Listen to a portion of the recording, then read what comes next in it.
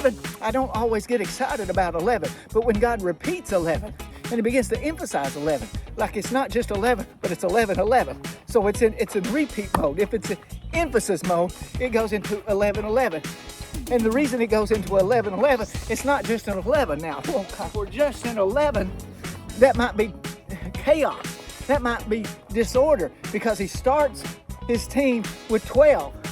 And when it got to 11, oh, it was a bad situation. It was so bad that they had to, in Acts chapter 1, they had to vote and have a business meeting to get from 11 back to 12, to get out of this disorder and back to order.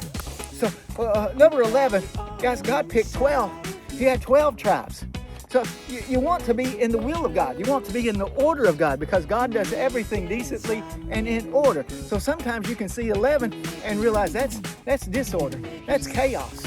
When you look at 9/11, September 11, 2001, there were 11s all over that day, all over that tragedy. There was Flight 11, the date was 11, and New York was I could go into the number 11, how it was all over 9/11, but I don't want to get off more into that bunny trail. That little side note, I do want to say this though, sometimes 11 can mean disorder, disorganization, it could be chaos, it could be destruction.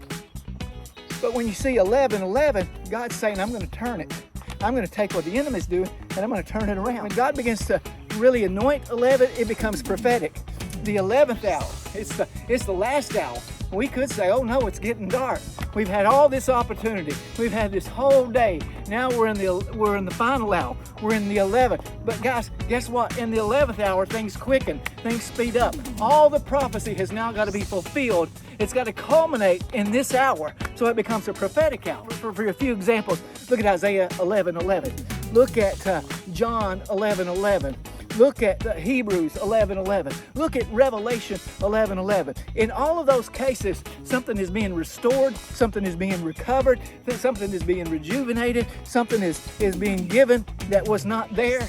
So there's recovery, there's renewal, there's we could even say revival. In 11:11, says, I'm going to recover my remnant.